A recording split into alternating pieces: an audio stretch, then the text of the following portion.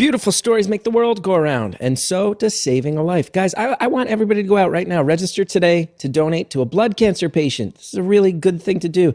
A blood cancer patient who needs you to give them a second chance at life. You'll receive a swab kit in the mail. You swab your cheeks, you send the samples back, and you're good to go. It's simple as that. Just think, if you become a donor, both you and the patient you save will surely have one hell of a beautiful story to tell.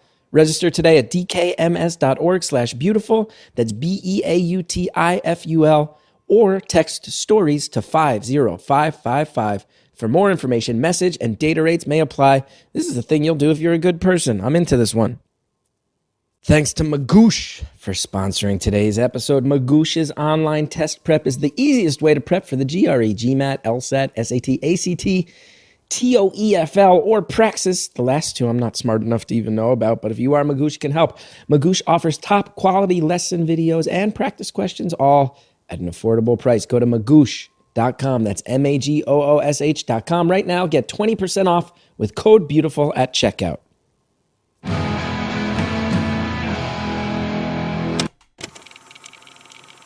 Hello, world who's staring into a lake of fire. I wish I knew how to speak in tongues so the tongue-speaking people amongst us could hear it, but you'll see what I mean. Beautiful Anonymous. One phone call, 1 hour, no names, no holds barred. I'd rather go one-on-one. I think it'll be more fun, and I'll get to know you, and you'll get to know me. You got Gethard on the main line. Tell him what you want. Gethard on the main line. Tell him what you want, but don't say your name. And we'll just roll with the punches. This week, we got somebody who grew up in a very intense culture and who has some very intense personal stuff, but who's more than willing to share. Perhaps the most willing sharer I've talked to yet. You'll hear in the early parts of this call, it's me trying to listen and also slow things down so I can consume all this information. But I want to thank this caller for letting us know what it was like growing up in a very specific and intense religious atmosphere and how unwrapping all that has gone. I think there's now a religion trifecta. We've heard from an Orthodox Jewish man, we've heard from a Mormon, and now the Pentecostals. The Pentecostals are now going to tweet slight trepidation and anger at me. Very, very happy to hear, all jokes aside, very happy to hear about another glimpse into another culture I'm not a part of. It's one of the best things about this show is that I get to hear from all these people about their lives, and I hope you enjoy it as much as I did. Thank you for calling Beautiful Anonymous. A beeping noise will indicate when you are on the show with the host. Hello? Hi. Hey, how's it going? Oh my gosh, is this Chris? Yeah, this is Chris. I am so glad to finally connect with you. I feel like I know you. That probably sounds really weird, but... Oh, that's awesome. You sound really nice. I like to think that's nice. Can you hear me okay? Yeah, I can hear you pretty good. Okay, good. So I don't have anything, specifically in particular to talk about. I introduced myself as a bad preacher's kid, and I am. That's how you introduce yourself to people? No, that's how I introduced myself to John. When you patched the... Oh. Yeah, when you patched it through. He's like, do you have something to talk about? And I said, yeah, I'm a really bad preacher's kid. Wow, okay. What's that entail? Well, so I grew up, my dad was a Pentecostal minister. Oh, wow, that's hardcore. So I grew up, yeah, who are you telling? And his dad was a Pentecostal minister, and my mom's dad was a Pentecostal minister. Whoa. And so about as far back as you can go. Yeah. And what's Pentecostal is like fire and brimstone, right? Oh, yes. Total fire and brimstone, speaking in tongues, falling out in the spirit, all of the charismatic aspects of it. And, there's some really beautiful aspects to it as well. And I don't necessarily regret my upbringing or wish that it hadn't happened, but it was also fraught with a lot of anxiety and fear. And so I have fought that pretty much my entire life. I'm just having my 39th birthday. Oh, happy birthday. Thanks. But so I have this really complicated relationship with the church because I grew up in this really fundamental, very hardcore, repressed Protestant upbringing, and moved a lot. My dad, apparently Jesus wanted to take us to lots of different churches. So we moved a lot, and I went to 13 schools. So learned how to, kind of put myself out there. And then when I was 29, actually had a breakdown, like a mental breakdown. Wow. And so, lots of my therapy was spent talking about, the fire and brimstone and that sort of stuff that had been put in my way as a kid and had really kind of shaped my emotions and my emotional response to everything. So had a pretty much a complete breakdown when I was 29, lasted for about 6 months. And then it's been 10 years, so that's good. Have continued my treatment. In 2012, I was diagnosed with bipolar disorder. So sorry. Had a little hiccup there. But, it's been great. Since then, once I finally found a doctor that would listen to me and believe what I was saying in terms of my symptoms or how I felt or, any of that kind of stuff. And they put me on a mood stabilizer. And great ever since then. Oh, that's good. Congrats. Not that I don't have ups and downs, but, Yeah. So I'm on the mood stabilizers. I feel like,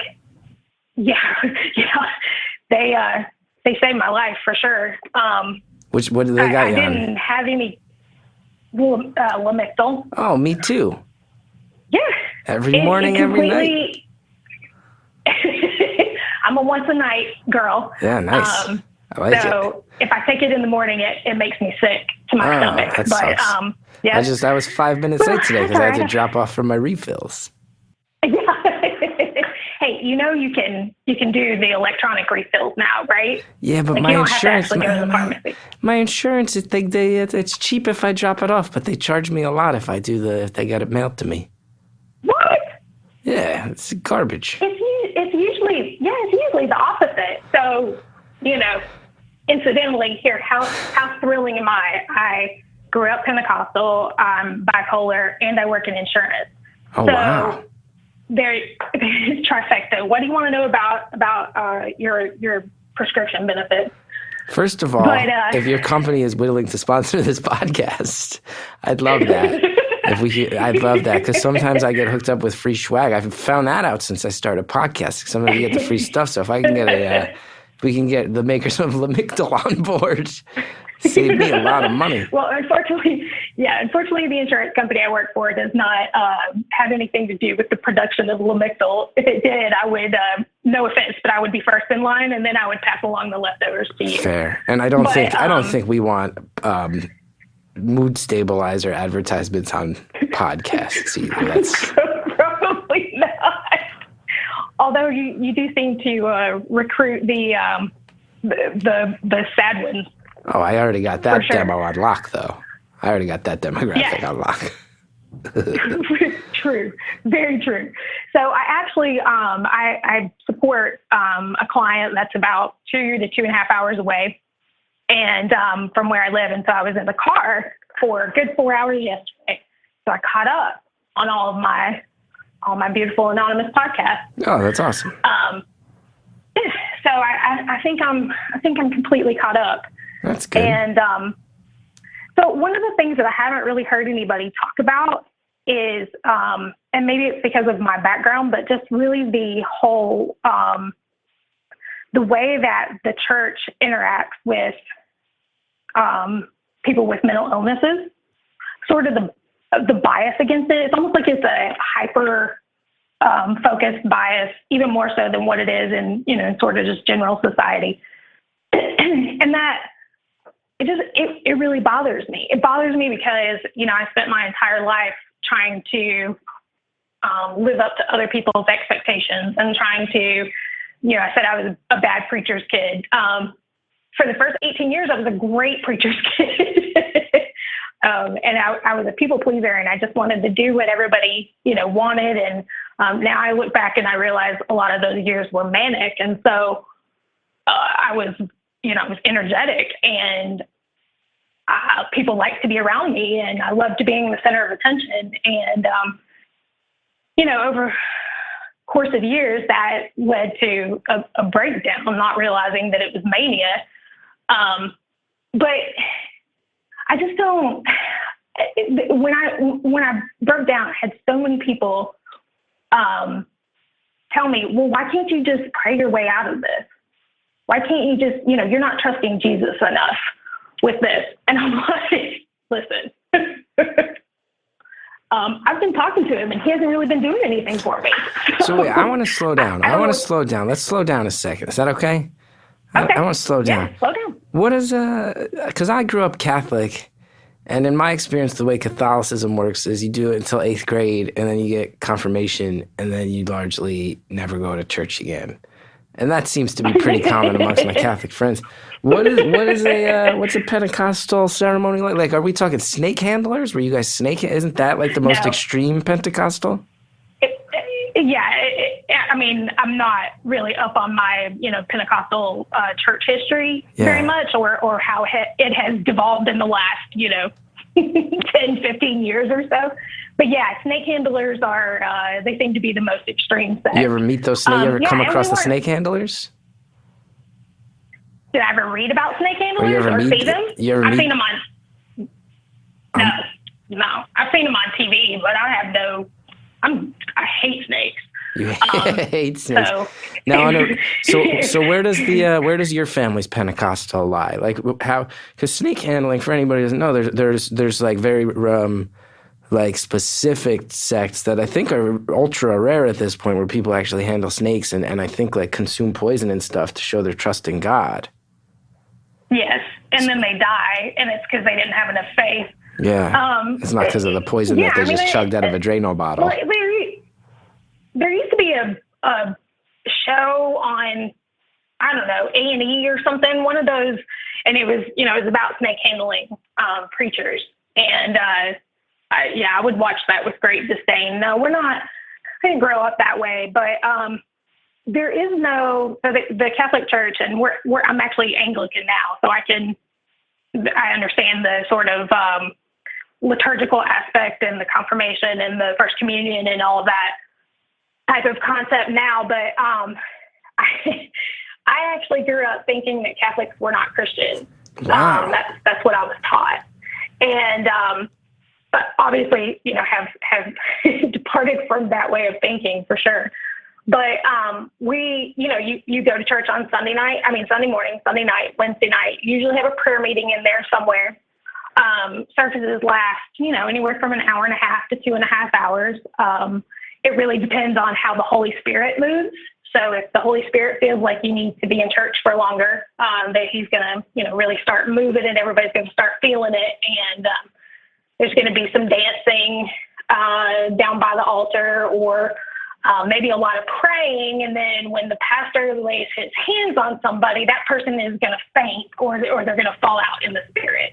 Wow. And they don't actually lose consciousness unless they hit their head on something. But I've seen that happen actually too. You've seen people get so overwhelmed by the Spirit of God that they knock themselves out while falling down? Oh yeah, they fall down. I saw somebody hit the organ once, fell out. Technically, I suppose they would say they fell out in the Spirit and they lost consciousness because they had a head injury. And how does everyone else react when their head dings off the organ? They pray harder for you. And then if, they regained consciousness pretty quickly in this case, but I suppose someone would probably call 911 if it got too bad. So it could hit a point. So it could conceivably hit a point where people are like, okay, God knocked this guy out, but we're going to need the ambulance to wake him up. Let's have God send the ambulance. Yeah, I'm not really sure what the threshold of time is on that. I'm not sure if you've got somebody who hits the clock in the back and they're like, all right, if he's not up in 20 seconds, we're calling 911. I'm not really sure, but anyway, and then, most of the time people just fall out nicely on the floor, but you've got the problem of these women who are wearing dresses and skirts, and then you can't be, you can't be flashing your undies at the altar. So no, not at church. You've got these, no, not at church. So you've got these women who have what they call lap robes, and they would go around and they would lay this little sort of mini blanket over people's legs so that they can, worship freely in the spirit on the floor without having to worry about being, indiscreet. Wow. Now that's a thing I've never heard of. Is so they have an actual garment. They have an actual garment so that you can be modest and roll around on the floor if the spirit moves you to do so. Yeah, I never really see anybody roll around. Oh, sorry. Mostly they just lay there. I didn't mean to insult. My bad. No, I'm sure people probably have rolled around. They mostly just laid there. But there's a huge aspect to all of that, and that is the speaking in tongues. So are you familiar with speaking in tongues at all? I'm familiar with the concept. I've never witnessed it in person. I've only seen, I think, maybe some movie versions of it, but I don't know what it actually entails. Yeah, you could probably YouTube it, but so the concept is that the speaker, and it's not necessarily the pastor, but the person who is, filled with the Holy Spirit, speaks in a heavenly language, and then once they're done giving their, it's like an announcement. It's like they're making a proclamation to the congregation, but you can't understand them because they're speaking in a heavenly language. Wow. So once they have finished, typically 30 seconds to a minute, and then someone in the audience also interprets it.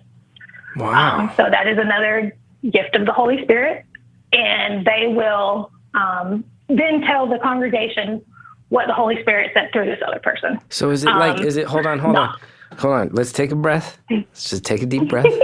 You got a lot to say. Mm-hmm. You got a lot to say, and I love that about you. But we can't say it all at once. We got to take a breath because I got so many questions. So does it sound similar each time? Is there like a heavenly language that is a common thing, or can it sound different each time? Yep, it sounds different. Everybody gets their own personal language because it is an individual gift. So, you don't actually sound like, now it may sound similar, but it's, everybody has their own tongue. Now, have you spoken in tongues? Have you participated in this? I have. I thought I was speaking in tongues. I'm not entirely convinced at this point that I was. So, but you're not unconvinced. You're not unconvinced. No, I'm not unconvinced. Well, let me put it this way. I don't think that I did because I think that a lot of this can be manufactured. In fact, I think most of it is manufactured. I think Pentecostalism preys on people who have bad emotional trauma or who have difficulty controlling their emotions. It's shown to really appeal to lower income families who have struggles and that type of thing. And so or who maybe have less control in their life. And I'm not verbalizing this very well, but the point is that they feel like having that sort of emotional response and that remote emotional connection to God makes them closer to God, maybe. Yeah. And so, you feel pretty close to God if you think you're speaking in His tongue, or if you're laying on the floor because He put you there. It's a very it's energetic and it's charismatic, and I can understand why people are drawn to it. So you feel like there's elements of people buying into this, like people. Absolutely. People are buying in because it gives them something and they want to believe. Because here's something I find really interesting about you, if I may. Here's something I find interesting about you. We've had, I think we've had a couple calls from people from different, very specific religions who have maybe lapsed a little bit in that religion. This seems to be a thing that people are comfortable sharing on that show. But you're someone you're Anglican now, so you just scaled back to kind of a more what I think some people might say is just a more chill version of Christianity. Absolutely. So you didn't walk away from the faith; you just scaled it back. Yeah. That's interesting. And incidentally, I have a great relationship with my parents still. Oh, that's good. We don't see eye to eye on most of the Jesus stuff. All three of my brothers are Pentecostal ministers. Come on. Every male member of your family for 3 generations has been a Pentecostal minister. Well, I mean, if you want to get technical, it's 4 on my dad's side and 5 on my mom's. What? So, yeah. Okay, so So you are the black sheep. You are the black sheep of this family. Oh, I'm the total Anglican bipolar black sheep of this family. I'm going to jump in right here because there's so much information coming down the pike. So let's everybody take a deep breath because you're about to hear more information about the many services and products that help support this show. A word from our advertisers. Thank you guys so much.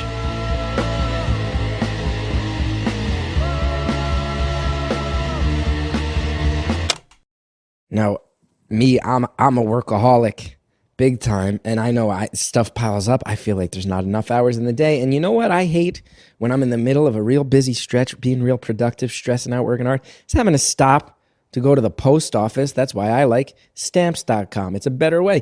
You get the postage you need the instant you need it. You can buy and print official U.S. postage for any letter or package right from your computer, your printer, in your home where you're comfortable. It's quick. It's easy. You save money, too. It's a fraction of the cost. One of those expensive postage meters, and you get discounts you can't find at the post office. Highly recommend it. Anything that helps me avoid the stress of the post office, I'm all about it. Right now, sign up for stamps.com. Use my promo code BEAUTIFUL for this special offer, 4-week trial, plus $110 bonus offer, including postage and a digital scale. That's crazy. How often do you hear a bonus offer that's $110? Let's get it going. Get started with Stamps.com today. Within minutes, you'll be printing postage right from your desk. Go to Stamps.com. Now, before you do anything else, click on the microphone at the top of the homepage and type in beautiful. That's Stamps.com. Enter beautiful. This episode is brought to you by our friends over at Squarespace, a product I am happy to endorse and tell you about because it's great.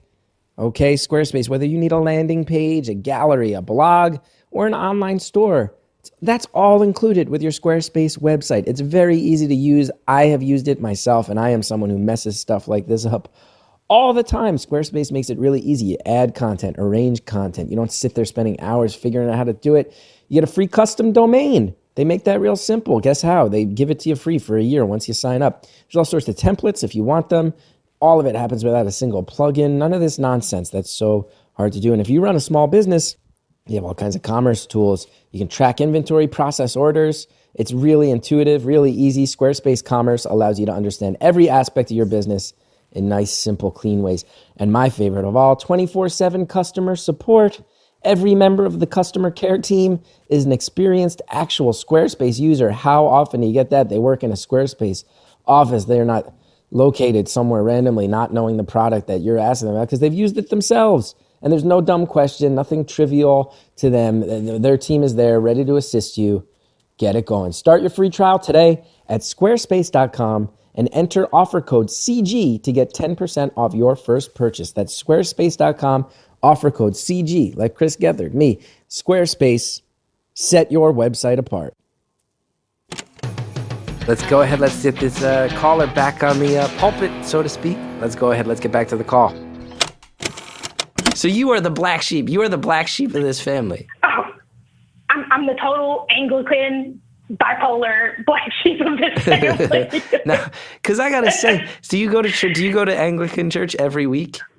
Every week. So by the standards of my family, you would be by far the most religious person my family had seen in a couple generations. But by the standards of your family, they think you're like a heathen who has rejected God. Oh yes. I have thought. Yeah. And I got to be perfectly honest. I have not actually told anybody that I'm Anglican. Really? So if they know, no, we just don't, I'm telling you, we don't talk about it. All right, so here, let me give you another aspect of all of this. I've been married for almost 17 years. I met my husband when he was a freshman in college and I was a sophomore in college. And we went to a university that was associated with the denomination we had grown up in. So like good Pentecostal kids, we showed up at school and, most of the other people had grown up very similar to the way that we had. So my husband comes from the same tradition as well. And his dad was not a minister, but his grandfather was. And so we have this very, this goes way back in both sides of our family. So my kids have, like, both sides of their family are just entrenched in this Pentecostal upbringing and belief system and, and way of maneuvering. And so it has been, we haven't been Anglican for very long, but we've gone through various sort of stages and I'm so grateful. I'm so grateful for my husband and the fact that we have grown away from our traditionalism, but together. Does that make sense? Yeah. So we've kind of both given it up at the same time, kind of come to terms with some of the things that we were maybe taught that we didn't feel like actually were right. Yeah. What triggered that? What triggered you? How did you guys, so you're in college, you're in an environment that's still very driven by the Pentecostal faith. You both step out of it together. What triggers that? Is there a specific moment or are there specific conversations you remember? Nah, I wouldn't say that anything specific. I think that it really, we started toward the end of our college, and then, when we first got married and we're out of school, because keep in mind, we were good Christian kids. So when you get married, when you're that young, you get married so you can have sex without getting in trouble for it. So, right. you get married 21 and 22 pretty much so you can have sex without, anybody getting mad at you. But I've read that at some colleges that are sort of like driven by like more evangelical Christian faiths, like kids will sometimes get married their freshman or sophomore year while they're still in school. Yeah. Yeah, probably because they can't control their hormones, and so they don't want to go to hell for it. Yeah. So they'd rather marry somebody they don't really love or marry somebody and have a really hard life. Just to be a freak in the sheets. Just to be a freak in the sheets. But legally. Yeah, legally in the eyes of God. Illegal. Yeah. I'm going to be a legal freaking machine. Yeah. Both in the eyes of the state and the church. Yeah. A lady at the altar and a freak in the sheets. I think that's how that song goes, right? Yeah. Well, apparently you can be as weird as you want in the bedroom as long as you're married. Is that true? Is that like an unspoken part of the Pentecostal faith, or is that just you? Getting married young. And we started, once we got out of school and we started kind of getting jobs and building a life and, getting on with the business of being grown-ups, we started, branching out a little bit. Like we would go listen to maybe somebody at a different church or something. And there was one guy in particular that really impacted our lives. I wouldn't say it was all at one time, but his name is Stan Mitchell. And so if anybody wants to look him up, he introduced us to some writers who, honestly, their books sort of changed our perspective, but I wouldn't say that it was all at one time.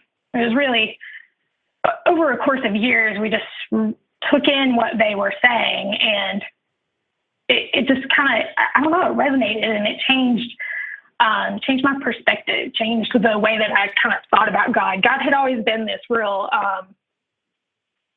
mean, spiteful kind of God. He loved you. He sent his son to die for you. But if you sin, that's big shit. And we just can't, we can't be having that. And if you die without asking for forgiveness for something, well, really bad that you had a good life, but you fucked up right before you died. And so, sorry, but you're going to hell. That sort of fundamentalism. And I just really started realizing that maybe God is not that spiteful. Maybe he's not really that small. Maybe he's much more gracious and loving and accepting than we have given him credit for over these decades of my life. And it just kind of changed. And it was a slow change, but over time. And so, like, have you ever read, you know who Anne Lamott is? Who's that? Anne Lamott?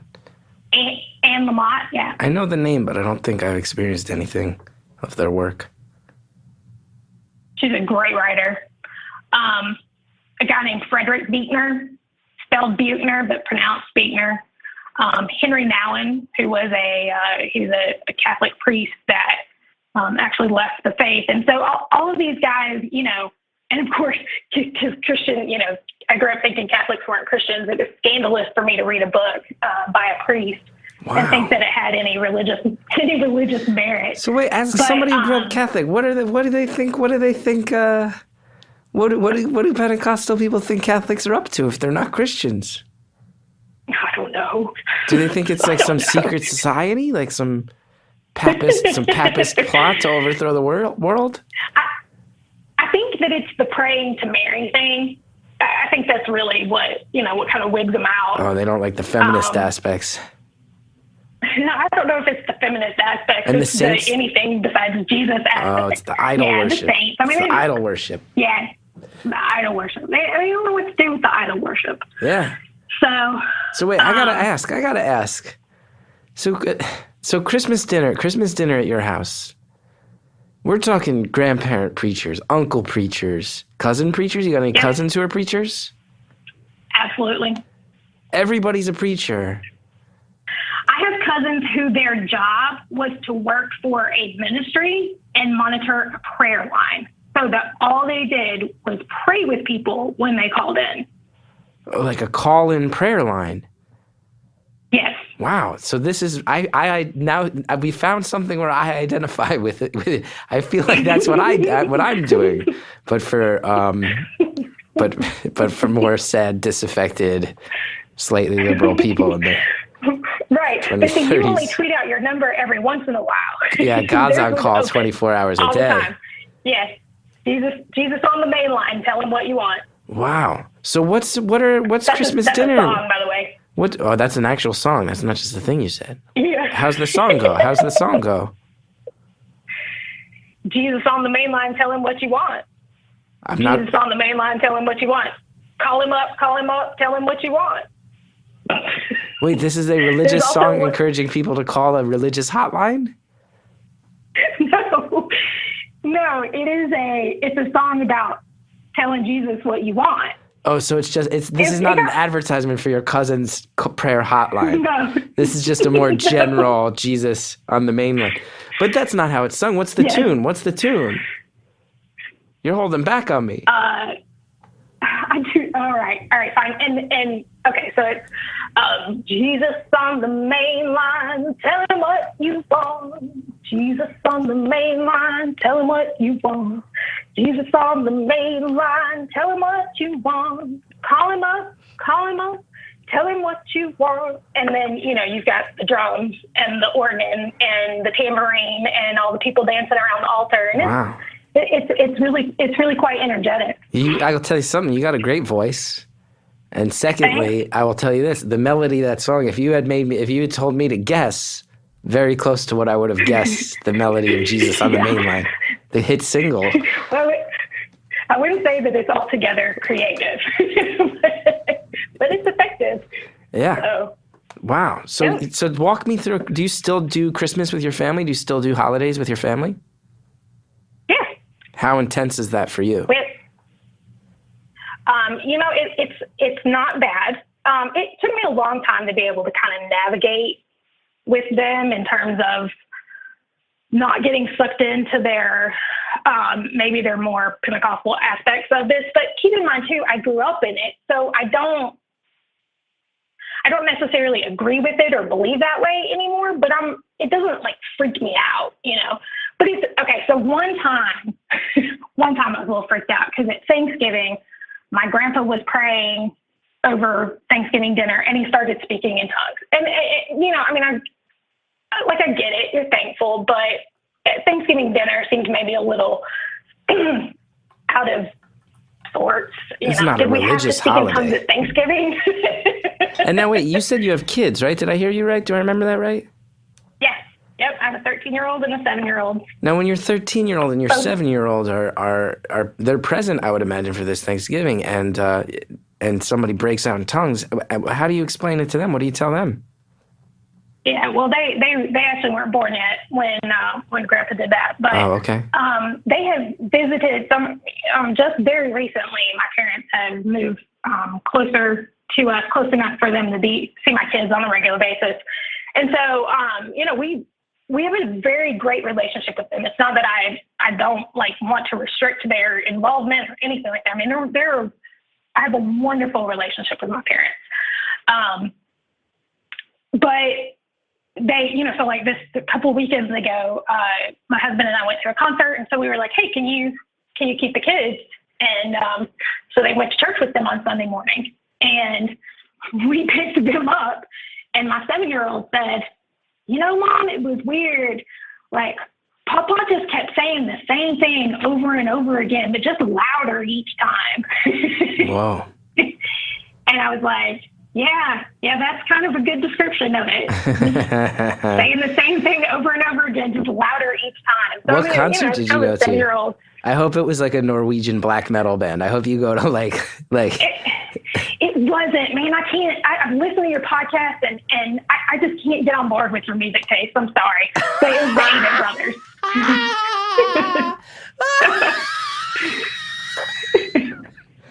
No way! I don't play Norwegian black metal on the podcast. I play Shellshag. Shellshag's the best. You're not down with the Shellshag. I'm talking about your. You always are talking about bands, or your tweets are you're looking for bands, or somebody's coming to play on your show, or and I've never heard of any of those bands. That's okay. Yeah, and no offense. Hey, no, I don't. But, hey, listen, if you ever get on a game show where you have to answer questions about 80s or 90s contemporary Christian music, yeah, I am your phone a friend. I'm your phone a friend. Wow. I'm your phone a friend, because I was not allowed to listen to anything but Christian music. And is that what you still listen to? Hell no. Hell no. See, just right there, just you saying the words "hell no" for the first 3 decades of your life, that was out of bounds, right there, right? Yeah. You can't grow up saying the word "hell no." You got 11 preachers jumping up from the Christmas table, yelling at you in tongues. You say "hell no." You say "hell no" when you're growing up. You just hear a variety of God languages coming back at you with anger. Yeah. Well, I said "fuck" earlier. Did you not catch that? You said "fuck"? Yeah. Hell yeah, you did. Yeah. Well, you are the black sheep. I am. I have a trucker mouth. I really do. That's okay. Wait, so what music do you like? What? Slow down. You got so much to say. You're the most energetic Christian. You're the most energetic Christian I've ever met. With a trucker mouth. Yeah, you got a trucker mouth and a lot to say. So wait, what music? You don't like my music. What music were you going to? We were going to see the Avett Brothers. I don't know who. I'm not familiar. They are I guess they would be called Americana, kind of bluegrass. Oh, that's cool. Maybe. Yeah. They're a band out of North Carolina. You like Morrissey? So, Morrissey's British. He ties into your Anglican thing. That's my. Morrissey is. Yeah. That's my guy. I'll go listen to more. I'll go listen to more when I get off the phone. But isn't he pretty maudlin? Haven't you said that he's pretty, Yeah, he is. He got a song about, he doesn't like the church, so he got a song called Vicar in a Tutu. I could probably get behind that. Although my father probably wouldn't, my priest, I should say, not my father, but my church father. How'd you settle on the Anglicans? Why'd you go Anglican? What appealed to you about that? I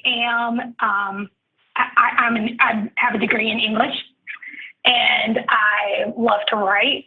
And there is something about the liturgy that is so moving and so beautiful and so just soothing to me. And there's something about, so all of my life, the sort of the religiosity or the tradition of the liturgy was, you know, just that does not leave room for the Holy Spirit to move.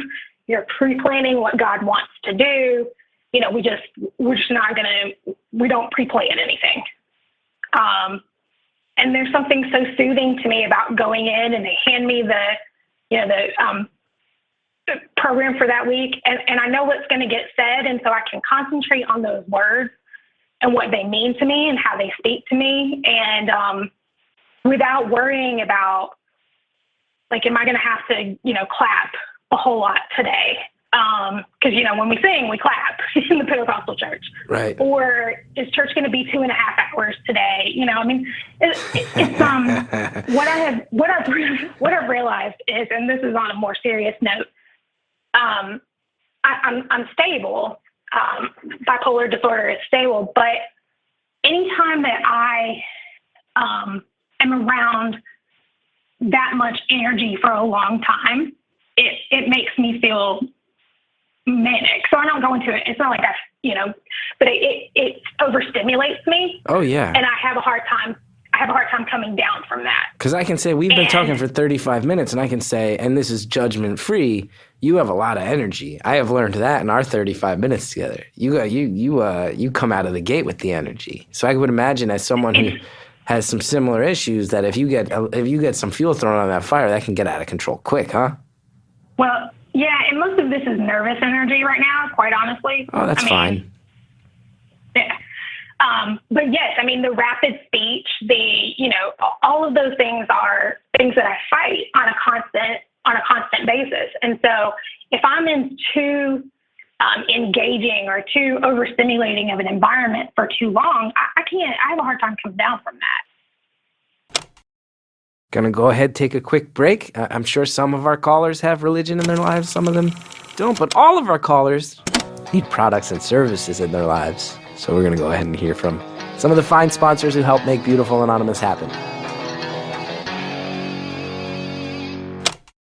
Blue Apron has been such a good game changer in my life. It's so awesome. Me and my wife, we get the box, we get excited. The recipes are really easy to follow, and we get together. Like a husband and wife, we sit down, we make food. It's a great part of our week every time we do it. Blue Apron's awesome. Everything's humane. They work with local farms, fisheries, ranchers. They really try to do things right. They try to really limit their environmental impact and support local businesses. It's a real cool thing. They bring together your family. Like I said, I can vouch for that. They've done research. Blue Apron families cook nearly 3 times more often. Super cool. You save a lot of money that way too. It's less than $10 for a meal. Blue Apron delivers seasonal recipes along with pre-portioned ingredients. It's very easy to do, very high standards. I love it. Some of the meals available in August: spiced pork burgers with goat cheese and cucumber corn salad, summer vegetable and quinoa bowls with fairy tale eggplants, shishito peppers and corn, chicken tinga tacos with summer squash and tomato salsa. Can't beat that. Check out this week's menu. Get your first 3 meals free with free shipping by going to blueapron.com/beautiful. You'll love how good it feels, how it tastes. You'll love to create incredible home-cooked meals with Blue Apron. Don't wait. That's blueapron.com/beautiful. Blue Apron, a better way to cook. We're going to go ahead now, get back to the phone call. That's me trying to use my preacher voice. I don't think I'm as good at that as the caller or her brother are. Let's get back to the call. So your actual chemical breakdown, the religion you were born to, the religion you were born into, and the actual chemicals in your head were not a good match. You had a couple competing things you were born into. I did. So it's like Lamictal and the Anglican Church. Those are your mood stabilizers. Those are my mood stabilizer. Well, there's some Prozac thrown in there for good measure, which apparently is a weird combination, but it helps keep me stable. So they're not taking me off of it. I do the Lamictal and the Wellbutrin. So I also I feel like the Anglican Church is socially much more liberal than a lot of Christian faiths, right? They are. They're not quite as liberal as the Episcopals. So, they're sister churches, basically. But the Anglicans have been pulling away from the Episcopalian Church in the last few months because the Episcopalians have taken such a strong stand on the LGBT rights and marriage and, that type of thing. And the Anglicans aren't quite ready to make those concessions yet. So in actuality, we found our church because we were looking for an Episcopalian church. So we just moved where we live 6 months ago and we left a situation where we had actually, oh God, how am I going to tell you this story? I like that. That bodes well. Yeah. So we got married, and when we had our first kid, we moved to where his family lives to be closer to family and kind of, have our kids close to their grandparents. And while I lived there and it's in the north and it's cold, and clearly I have a Southern accent. I did not fit in well, and it snowed 6 months out of the year. And what I realize now is that the whole depression, eventual bipolar diagnosis really kind of triggered from postpartum depression. Oh, yeah. So I had my baby, and then moved to this place that I hate. All bad combinations. Where is it snowing 6 months out of the year? Michigan. So you moved from the south to straight up, what, UP, Upper Peninsula we talking? No, it was Metro Detroit. Metro Detroit. Oh, wow. So you moved from the south. Was it a more rural area where you grew up? Yes. And now all of a sudden you're in Detroit. It's cold. You have babies. You got the postpartum. You got the seasonal affective. Yep. Go on. And I have a boss that's an asshole. And Okay. It was like the perfect storm. So we'd been there 2 years before I really cracked, but that's where I had my breakdown. And what's the breakdown entail? Can I ask? Yeah.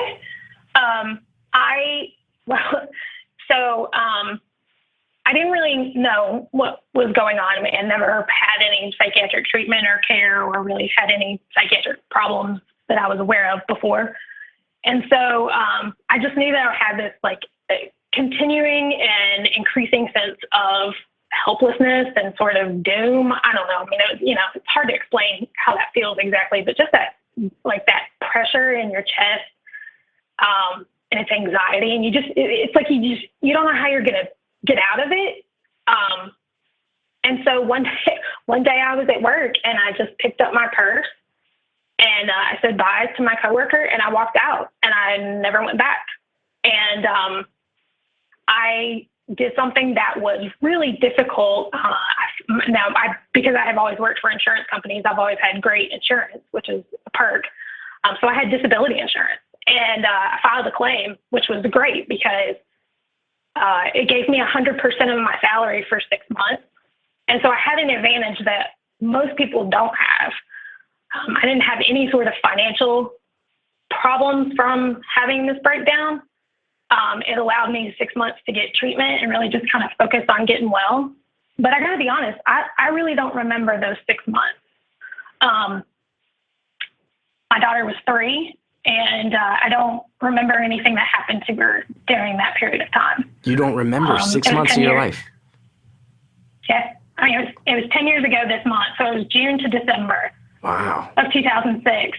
And I have pictures from that period of time, so I know that, but I have no recollection, no memory. Wow.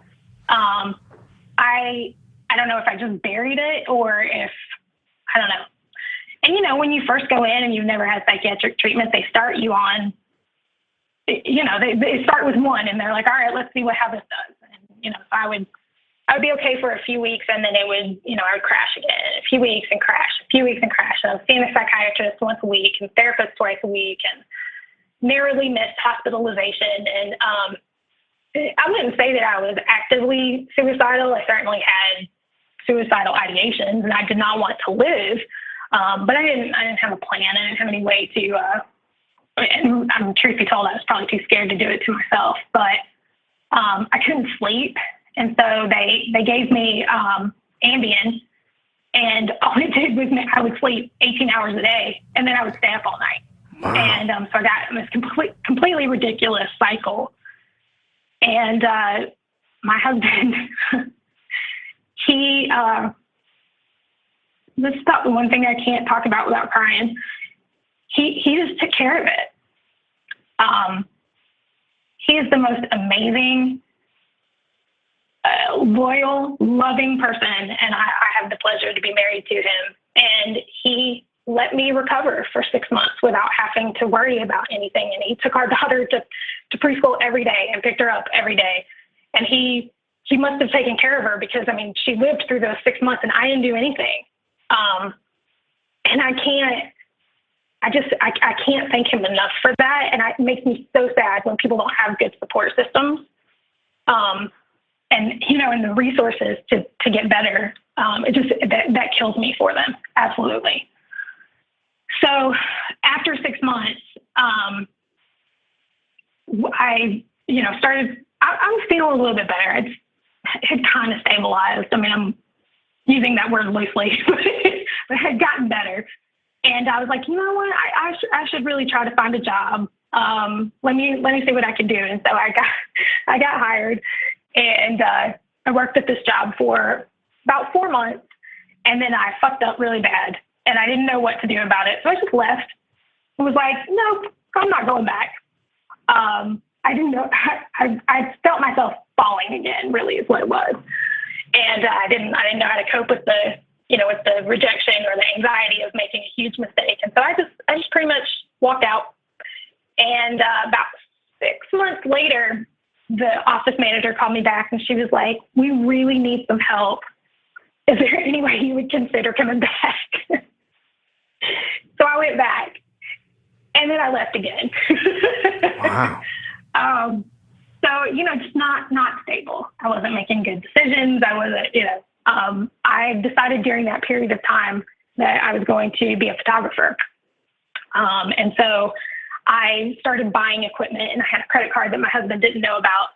And so I bought about $25,000 worth of equipment, and was like, I'm going to be the best photographer in the world. And didn't really happen that way. Never even made enough to say that I was even making a profit. I'm not even close to making a profit, but not even enough to say that I was successful. And so the fallout from the, financial aspects of that, it was hard to tell my husband that I had $25,000 credit card debt that I now didn't know what to do with. And that would likely affect our credit. And, so he paid it off. He sounds like an enabler now that I say it. He's really not. He sounds like a dude who's had your back pretty hard. Was he pissed off about that debt? Oh yeah. I mean, he had a normal reaction to it. It's not like he was like, all right, cool. No, so he's not a pushover. He got pretty. No, he's not a pushover. But he is what I would say fiscally conservative. Yeah. If I'm being mean, he's cheap. But he's just very conservative with his money, our money. And so, he took it in stride though.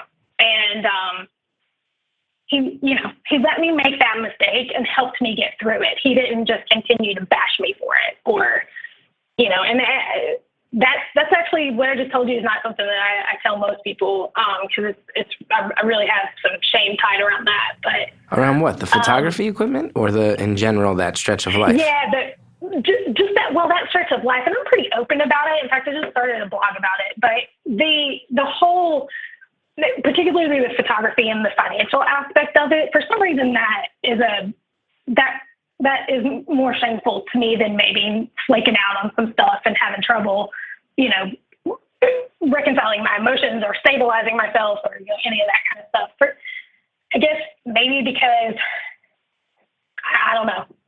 It was really reckless, and I still have a lot of shame tied to that. That's but a bummer. It's funny because. Yeah, well, I mean, we paid it off, and truth be told, I mean, he is a damn smart guy, and so we're in great shape now. I mean, we're in great shape, and we paid it off, and we both have excellent jobs. My kids don't want for anything; they don't understand not having the cool jeans or the kids. I always wanted kids when I was a kid. But I like that. Your kids get the cool genes. Yeah. You grew up. They do. They get the cool genes. Can I loop it back around? Because it's fast. You have lived an intense. It sounds like intensity is a defining aspect of your life, I would say. Absolutely. Can I ask another Pentecostal question? Can I loop it back around to the beginning? Sure. So you said like the length of services is dependent upon what God's asking for that day. And sometimes it'll be an hour. Sometimes it'll be 2.5 hours. Is there any time where God ever just feels like it should be 11 minutes long? Are there ever times like that? No. When you're a Really, teenager, Chris. when you're a teenager, are you ever like, hey, God, doesn't God want to get out of here as much as I do? Aren't there ever stretches like that? I remember when I was a kid, Father Quinlan, you always tried to go to Father Quinlan ceremonies because he was about 89 years old. His ceremonies were 15 minutes tops. You'd be eating that communion. We barely had a chance to kneel and get back up, and you'd be eating that communion wafer. And then you worship we worship a couple of idols that make us heathen Christians, and then we go home, go play basketball in the church parking lot. Yes, in the church parking lot. Shout out to Father Quinlan, although he's almost definitely dead by now. Has to be. Most likely. Has to be. Because he's 110 years old. Well, you should look around because I know that you said you don't practice very often, but if he was still around, you might could tolerate his services. His services were the best ones, better than Father Hansen for sure. Now I'm just talking shit about Catholic priests in New Jersey from the 80s. I think there's actually people with a lot worse to say about Catholic priests from the 80s than I just did. I'm not gonna feel so bad. We're just gonna back this right up to the weird Pentecostals. No, it never lasted 11 minutes. It was an interesting phenomenon though, because sometimes, and so, most kids, their weekends were free time, right? That was their family's time to be together and go on trips and that kind of stuff. And weekends were always my dad's work time. Right. So we never did anything on the weekend. Yeah. And Friday night and Saturday night, he was preparing his sermon for Sunday morning. And so it was hardcore. You didn't talk to Dad. He was busy talking to Jesus. And he had important shit to say the next day. So you don't. Here's something I just noticed too, is that you said you're a writer now. It sounds really cool. But I would also imagine you did grow up. Technically, all the people you grew up around, they're writing sermons. They're writers on their. It is. You are in the family tradition in a certain way. Sure, they're gifted. My brother, particularly, is a gifted speaker. Really? I mean, gifted. I mean, he has what we call preacher voice. So he'll be talking to you in a normal voice, and he'll be talking about, baseball and they're all huge sports nuts. So they'll be talking about something, really, and he'll laugh. And then if something needs to be said about God, his whole tone changes and it gets this deep sort of raspy Jesus voice. And it's his preacher voice. And, I love him, but it's just odd. It's this whole sort of dichotomous life where one day you're, watching baseball and the next minute you're talking about Jesus like this. And so I don't remember what your original question was, but I forget too. I was blown away by the preacher voice. Do you feel like your background? Amongst does it help fuel your writing? Do you feel like it ties in? Of course it does. And, I struggle with because I would really, really like to write about all the madness of growing up in a Pentecostal environment. And Madness. I love that you said madness. What's the craziest shit you've seen? You just said all the crazy. What's the thing you saw or heard growing up where you're like, oh, well, that's the one that left the most scars? Can you remember any incidents where things were just said? Yeah. I'm never going to be able to tell my mom that I did this podcast. So my mom was very, my childhood was very fire and brimstone. And so we were spanked a lot. We got spanked for, and it was very methodical. It was put your hands under yourself and bend over the edge of the couch so that, I don't hit anything else besides your bottom. And then we would get a certain number of licks for the infraction. So, infractions carried certain number of licks. And I remember one time in particular, somebody had lied about something one of my brothers had. And so she lined us all up and she was like, okay, who did this? And nobody would fess up. So she whipped us all. And then she said, now who did it? And finally I fessed up and I said, I did it. And she was like, all right, well, you're getting a spanking for being a liar as well. I'm making her sound very calm during all of this. She was not calm. And so she turned the gas fireplace on and bent me over a chair and told me to look into the fire because that's what hell was going to be like. And then whipped me while she told me the verse of scripture that says, Satan is a liar and the father of all lies, and that all liars would have their place in the lake of fire. How old were you? So, I was about 11. Wow, that's a lot right there. That's a lot. And when you say whipped you, do you mean is that just like term for spanking, or were you being hit with like a stick or something? Yeah. Just spanking. No, it was a belt. It was a belt? No, it was a belt. I was being whipped with a belt. So you're 11, your mom made you stare into a fire and hit you with a belt and told you that Satan, that was a lake of fire and that's where sinners go? Mm-hmm. Ooh, that's a bit too much by modern standards. That is probably a bit too much for someone living in 2016 to have lived through. You think so? Yeah. Yeah, I mean, it was bizarre. So how long have we been on the phone? We've got 7 minutes left. But I'll tell you what, I feel like it's flown by. You may win the award for most said in 53 minutes. Awesome. I've never really had a problem talking when I felt like it. This may be hard for you to believe too, but I'm actually fairly introverted. So everybody laughs when I say it. Everybody does. But, I can't imagine what you're hiding on the inside if you say this much on the outside. Well, I'm very open. I feel like that, and this is a very sort of recent. Well, it's not too recent, but in the last 3 or 4 years, I've really come to the agreement with myself that I will share this, that I will share it because there are too many people who don't have the resources that I did, that I'll advocate for people to have access to appropriate and good psychiatric care and affordable psychiatric care, that people will have access to, medications and that they will not be penalized for it, and that we will start to little by little chip away at the stigma that's associated with mental illness. And I mean, as far as, I've read books about people's manic and depressive episodes, and, it was never that severe. I mean, it affected me, it affected my family, but, I never put anybody in danger or anything like that.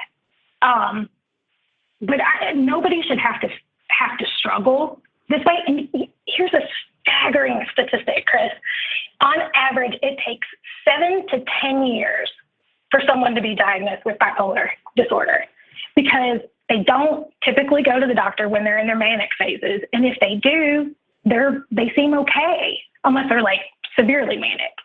They show up when they're depressed and they just get treated for depression. And so, it goes a long time before somebody sees those cycles, treatment provider sees those cycles, and they can get the care that they need. Yeah. And I just, we as a society have to do better. We just have to do better. I agree. I encourage you to preach. That everybody has access.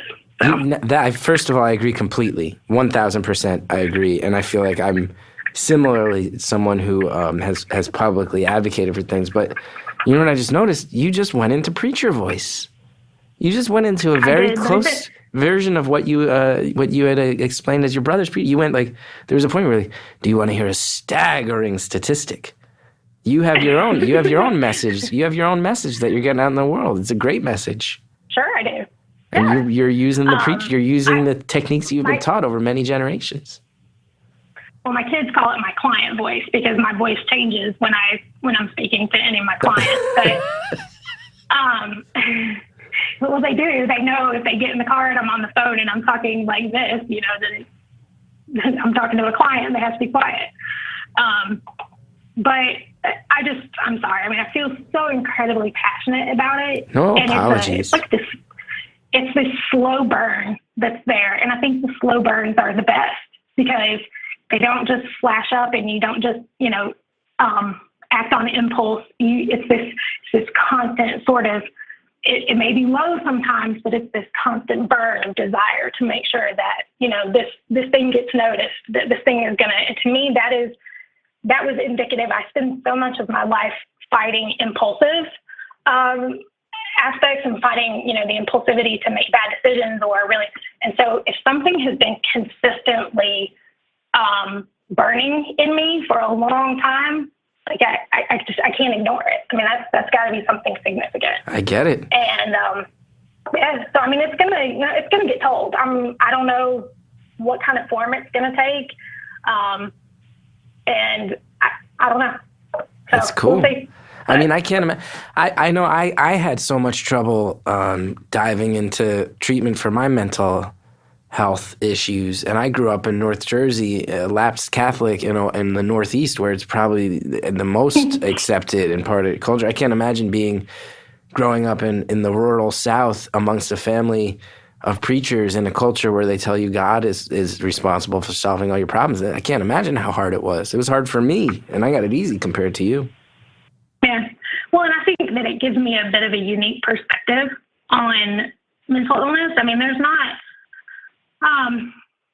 not many people out there, at least that I have come across anyway, that are advocating for the church to have a different response to mental illness.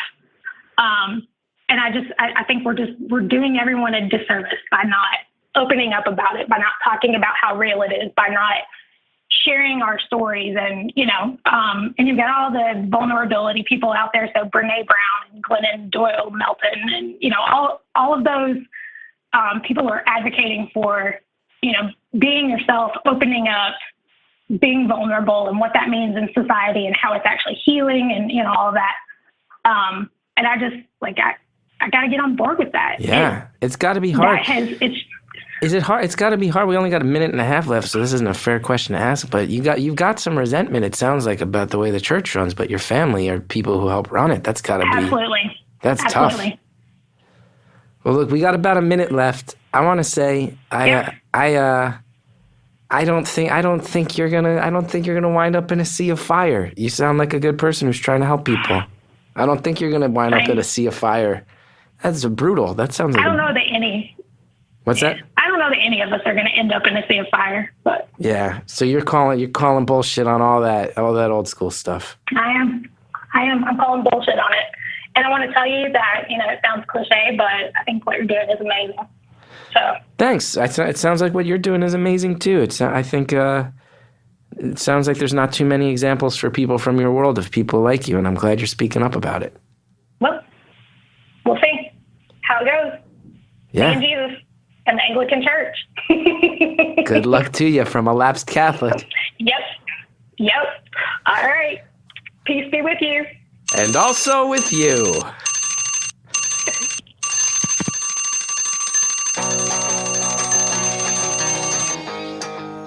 Caller, thanks for telling me about Pentecostal religion, Anglican religion, your opinions on the Catholic religion, on photography, on writing, on mental health. You had so much to say. Very happy to be someone who's built a platform where you're able to share all that stuff. And for an introvert, you were sure extroverted. So thank you so much for calling. Thank you, everybody, for listening. Thank you to the Reverend John Delore. Thank you to Greta Cohn. Thank you to Shellshag for the intro music. Shellshag's the best. Despite what our caller said, she can't get down with my music. Maybe you can, and I recommend Shellshag as the best place to start. If you want to know more about me, go to chrisgeth.com for my tour dates. I'm always out on the road doing stand-up all over the U.S. And this summer, I'm in Ireland and Scotland. Scotland for all of August. Edinburgh Fringe, come on out. I'm scared I'm going to sell no tickets. Maybe you can be the person to help sell the tickets. thechrisgethardshow.com for info on my TV show. And if you like the show, seriously, review it, rate it, subscribe on iTunes. It helps so much. Keep spreading word. You guys have been so kind, so supportive. I'm so happy to be at the helm of something cool here. And let's keep spreading word on it. We'll see you next time. Kiss me face to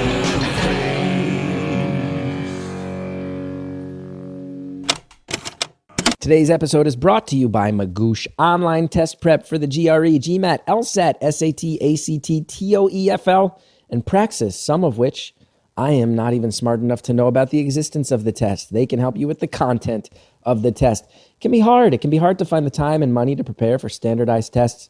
Magoosh offers a better solution. Affordable, effective test prep that's 100% online. Log in anytime, anywhere. Use your computer, your tablet, your phone. You get to study when you want, where you want. Magoosh's complete test prep, it starts at under $100, and they guarantee you'll improve your score or they'll give your money back. Go to magoosh.com right now. That's MAGOOSH.com. Get 20% off with code BEAUTIFUL at checkout. Now, you might be thinking about coming back or maybe not coming back to this podcast, but I'm going to tease you. I'm going to give you a little bit. Here's what you might hear next time. You know, I'm laying there. He looks at it. He's like, "Oh, it's definitely dislocated. And your muscles have just seized up. So we're going to go ahead and put you on an IV." And at that point, it was a small room, and there was maybe like 7 or 8 people in there. I'll tell you, I can feel everyone was touching me. I bet everyone listening to this. Yeah. I was going to say, I think every listener to this, I can feel everybody's asshole tightening up as they're wondering when the actual pop back in happens. Continue. Next time on Beautiful Anonymous. My name is Katie Couric.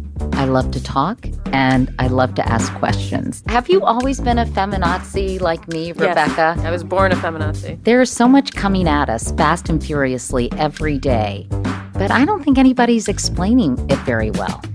And that's why I wanted to do this podcast. Right now in the polls, Hillary beats Donald Trump. I know, but Hands polls down. schmoles, Esther, Right. to go a little deeper than the wrestling match that you currently see on cable television. It does make you think that what we do here is important to generations beyond us.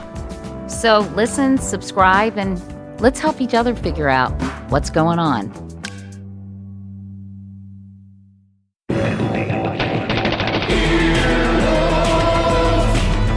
This has been an Earwolf production, executive produced by Scott Aukerman and Chris Bannon. For more information and content, visit earwolf.com.